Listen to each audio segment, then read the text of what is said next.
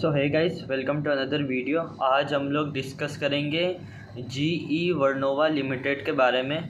तो ये एक लार्ज कैप कंपनी है, लगभग 1 लाख करोड़ इसका मार्केट कैप है और ये पावर सेक्टर की एक कंपनी है।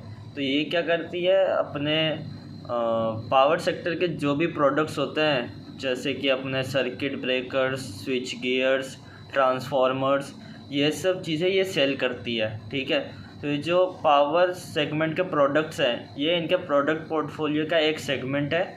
एक दूसरा सेगमेंट इनका और एक है, उसमें ये लोग क्या करते हैं, जो भी एनर्जी वैल्यू चेन होती है ना, तो उसमें जो भी प्रोसेस पूरा लगता है, उस चीज़ में जो भी प्रोडक्ट्स चाहिए वो भी ये लोग सेल करती है। जैसे कि एनर्जी वैल्यू चेन में आप मान लो डिस्ट्रीब्यूशन के लिए जो भी प्रोडक्ट्स चाहिए वो ये लोग सेल करती है। फिर ट्रांसमिशन के लिए जो भी चाहिए, स्टोरेज के लिए जो भी चाहिए, वो सारी चीज़ें ये लोग सेल करते हैं। तो ये इनका एक प्रोडक्ट पोर्टफोलियो का एक और सेगमेंट है।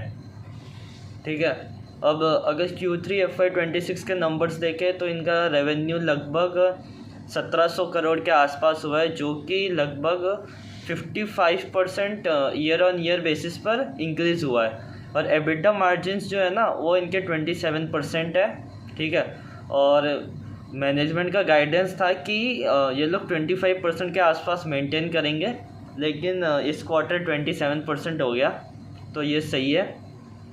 इसके अलावा कंपनी जो है उसको Q3 ऑफ FY26 में लगभग 30 बिलियन रुपीज़ का ऑर्डर मिला है, जो कि इस पूरे फाइनेंशियल ईयर में सबसे ज़्यादा था। ठीक है, और पूरे FY26 Q3 तक की बात करें तो इनको 60 बिलियन रुपीज़ का ऑर्डर मिला है।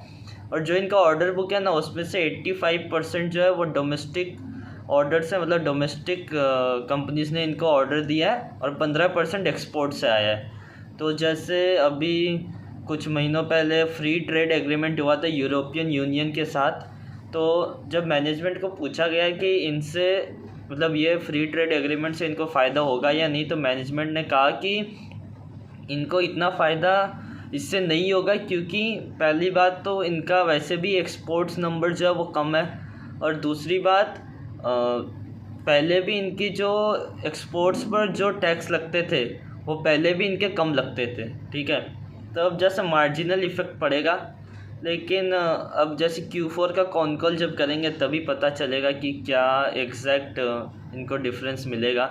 बाकी कंपनी सही है। देखो, ये पावर सेक्टर में वैसे भी बहुत डिमांड आएगी, तो सेक्टोरल टेलविंड्स हैं। वो कंपनी जो है वो अपने ऑर्डर बुक को कैसे ग्रो करती है, वो अपने कैपेसिटी को कैसे ग्रो करती है, उस पर डिपेंड करता है कि कंपनी फ्यूचर में रेवेन्यू को इंक्रीज़ करेगी या नहीं करेगी, और इनके एबिटा मार्जिन्स इंप्रूव होंगे या नहीं होंगे।